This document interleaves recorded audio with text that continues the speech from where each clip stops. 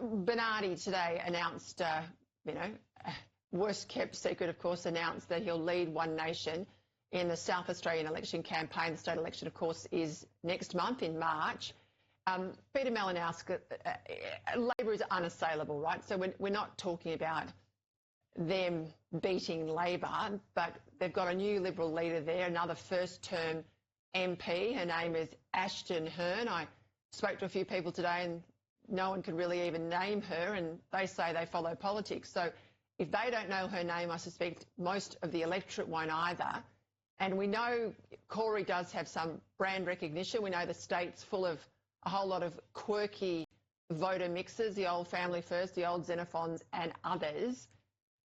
Give me your sense. This will be the first real test for One Nation.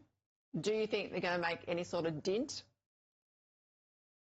I think they'll get an increased vote, but I think in a way it's not kind of the state for a true test of how they're going.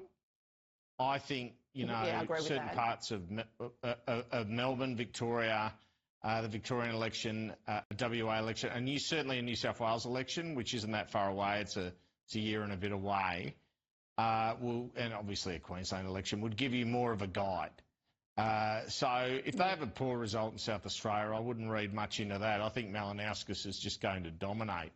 Ashton Hearn, well, she's a sister of a very famous footballer for the West Coast Eagles. Unfortunately, he played in the wrong state, I guess. But that's probably how she's most known. She was just on Chris Kenny's show, and she seems okay. But yeah, she's up against a giant killer in Malinowski, so it's going to be very difficult. I don't think that's the test. I'm also surprised because there was widespread speculation, and Alex Antic did nothing to dampen it, that the announcement today didn't also involve Alex Antic defecting, which, given he's in the parliament, would have been more newsworthy, certainly nationally.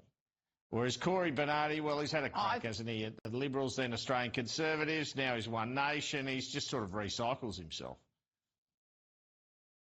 I think Antic would be smart enough to watch this state result, and that grouping, as I said there, the Conservative right, the non-major party right, Family First, Xenophon types, what was his name, Rex Patrick and others.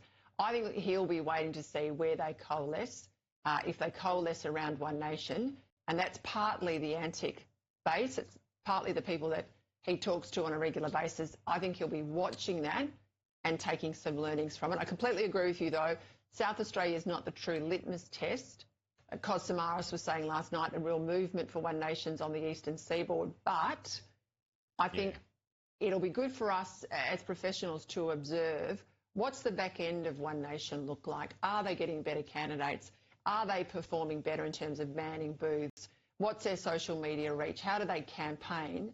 And if that's looking slicker and more professional than in the past, then this will be a good training ground for them come the Victorian election in November. I'm going to talk to Warren Hogan about the rates increase today in a moment, but put the poor performing opposition to one side. What are the dangers of this rate rise for Labor, even though they feel unassailable in terms of the parliament? Well, that there's more. I mean, you can survive politically one rise,